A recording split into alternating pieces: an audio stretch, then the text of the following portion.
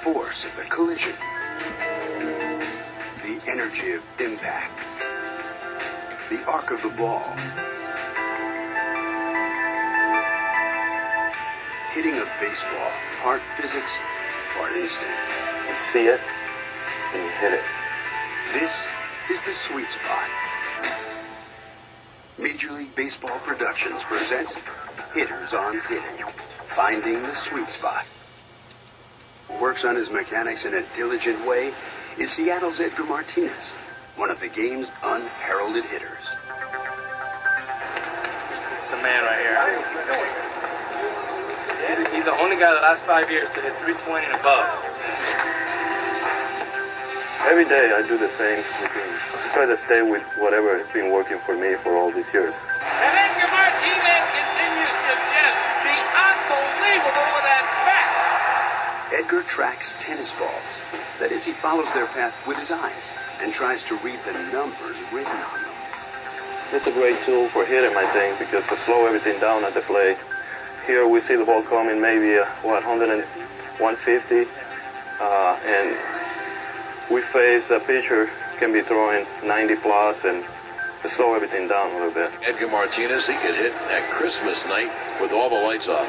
Sometimes you're able to read the numbers, and that's good.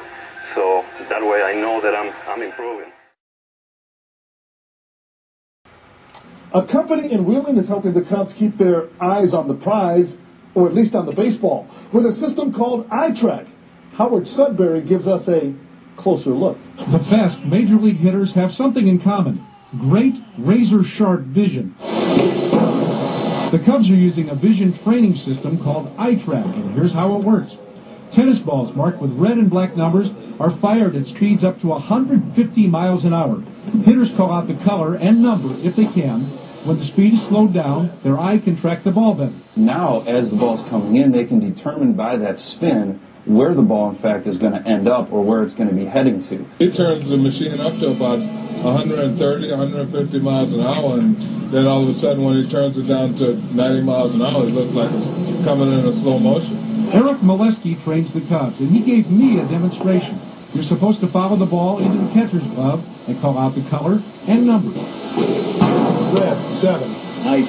There it is. I like it a lot, actually. I've been doing it the last few days. I did some, usually every home stand a little bit, just focus on the ball. What we're able to do is teach them how to see the ball better and to trust their eyes and to actually use their talent. Baseball players hear it from the time they're in Little League. Keep your eye on the ball. That's easier said than done when it's being thrown at 95 miles an hour, but iTrac definitely helps, and a lot of the Cubs hitters are believers. So I guess seeing is believing. At Wrigley Field, Howard Sudbury, CBS 2 News. I think Sud did pretty good, didn't he? He was fine. Maybe they should do that for the teleprompter, help us out with keep numbers on there. Put it in red and black. Ryan Terrio and Giovanni Soto also use this system, along with 4 other Major League teams. The Vision Training Academy in Wheeling also trains local high school and college players.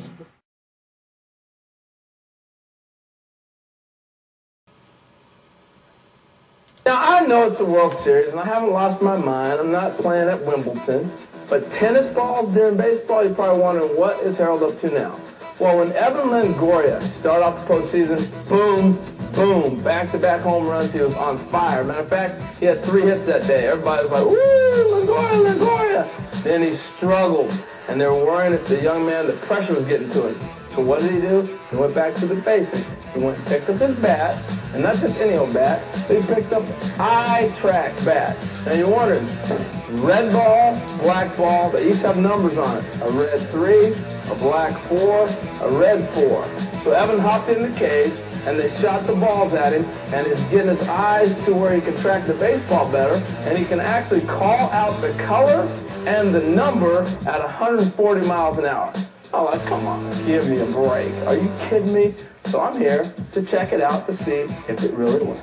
What iTrac does, it's all about slowing the game down as much as possible. The average major league hitter will lose the ball between 6 to 8 feet in front of the plate, and what we're trying to do is have that hitter see the ball all the way to the point of contact. So really making them see the ball from release point all the way to contact right on their bat. We usually start all the players out right around 80 miles per hour, then back it up all the way to 140 miles, and then go right about game speed. So depending on who's pitching, whether it was from Wakefield to Lester to Beckett, I kind of vary the speeds and probably right around the place, you know, where they would see the speeds in the game.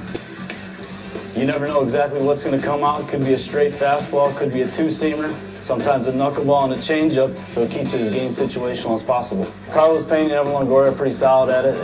One day Pena went pretty much 15 out of 16 numbers at 140 miles an hour.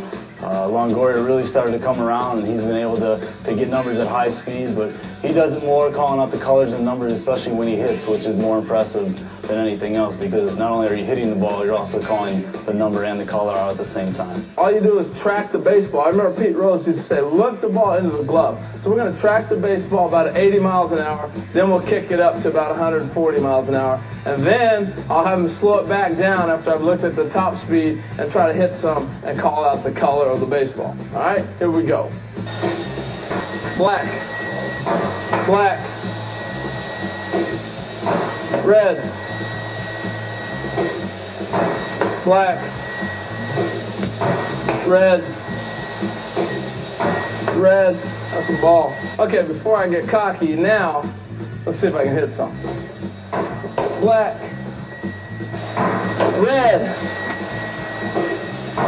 black, red, red. That was red. Oh, black. iTracs with the tennis balls and tracking the colors, it works. If you don't believe me, go back and check out the stats. At home against the Red Sox during the series, Pena swung and missed one time, Longoria swung and missed one time. Need I say more?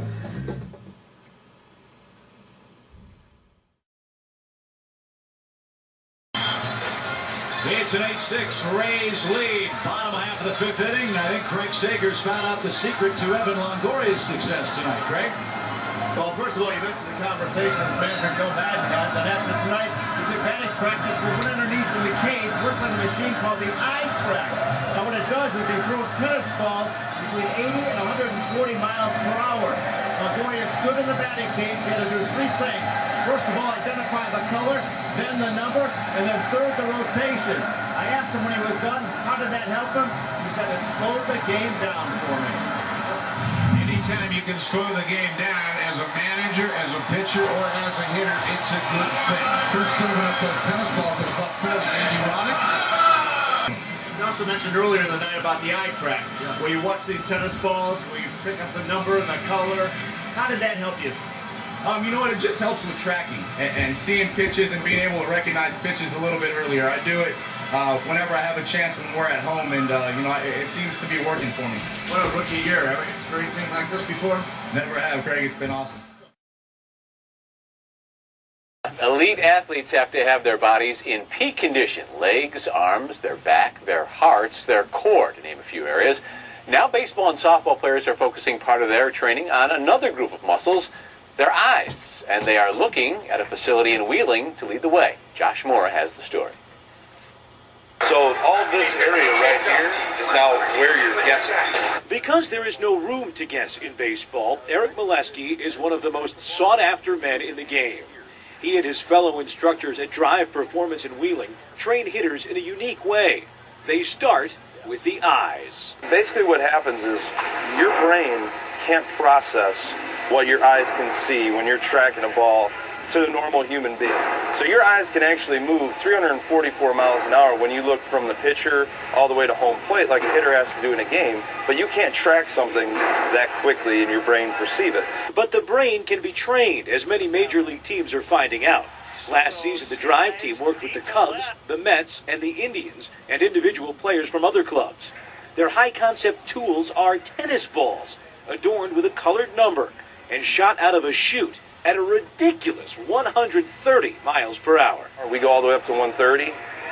They basically say, there's no way anyone can see this stuff. And I say, you know, give me 3 to 5 days and you'll start seeing it. And then what ends up happening is one of their teammates walks in and starts seeing them right away, and they're like, oh man, I can't let him do that. I'll be in tomorrow and I'm going to get this down. They come in with a whole new intensity. It's still kind of a little bit out of the box a little bit thinking, although we've been around now and it's much more mainstream and readily accepted that, you know, people know who we are. It's not just the guys with the tennis ball. When we're working with a major leaguer, we're going to come in and we're going to say, listen, here are my suggestions. Here's a program that we've worked with Major League Baseball for a decade that has given us unbelievable results. And let me show you that program. Now, once you understand that program, you've gone through it, I want you to come in, I want you to pick and choose what you want to do. With the kids that we work with, we're going to pretty much lead them by the hand and say, we want you to do this. One of those players is Kyle Ruckham, a Stevenson High School infielder who has a good chance to start on the varsity this year as a sophomore. He's trying to pick up whatever he can on the ball as early as he can. So there's 2 different colors. There's black and there's red. So he's trying to determine what color it is, what number's on the ball, and if he's really good, which way that ball's spinning. The more he does that, the more it gets acclimated to his brain, and he doesn't have to really look for it anymore. His brain will see it, and he'll be able to react to the pitch. It's unbelievable. Whereas I'd see a curveball maybe like halfway to the plate, I'm starting to see it right out of the guy's hand, or change up. It's just, from that standpoint, you just see the ball a lot sooner. It makes it a lot easier.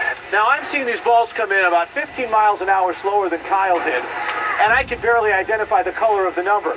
Whereas Kyle, in the final few feet, has to identify, he has to swing, and he has to direct. And that starts getting translated through the brain, and your body starts to react. Baseball's repetition, so until your body can do these things without consciously thinking about them, it doesn't quite happen in the game. But when it does, it takes all the guesswork out of hitting. In Wheeling, Josh Mora, Comcast Sportsnet. Appreciate it, Josh, and Josh was no doubt locked in on that. He was there. He was on it.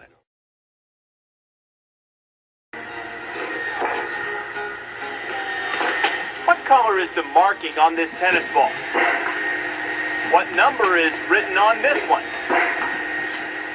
As a player, you know, we lift weight, you know, we work every muscle we have, but sometimes, you know, we forget about our eye muscles that we have.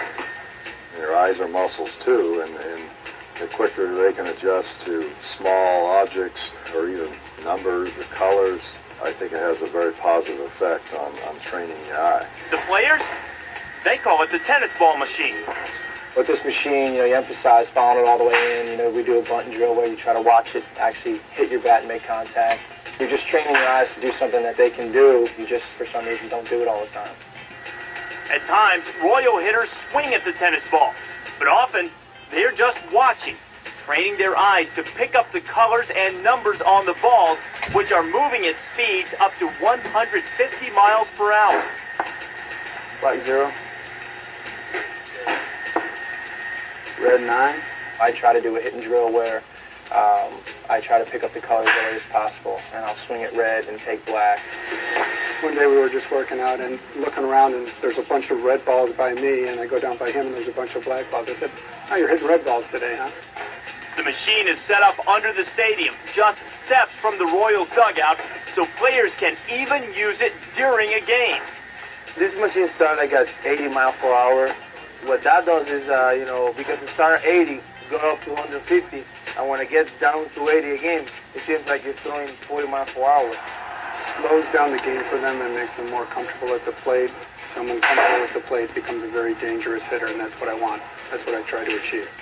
More than half of the Royal hitters use the machine, which the team had budgeted to keep only during spring training. But the players, led by outfielders Juan Gonzalez and Carlos Beltran, decided to pick up the $85,000 fee to keep it all season. We're just going to go who's making more, who's making less, and we just divide. Other guys that use it, like myself, and I'm not even sure whoever else, will chip in and you know, cover some of the costs. You know, we'll let Juan and Carlos cover the majority of it. Maybe at the end of the year when the payments due, they may go around saying, hey, I saw you using it this year, ante up. 7. It's like any investment. You know, you invest money to get, you know, to get more money. And this is, you know, you got to invest in your career to be and perform better out there.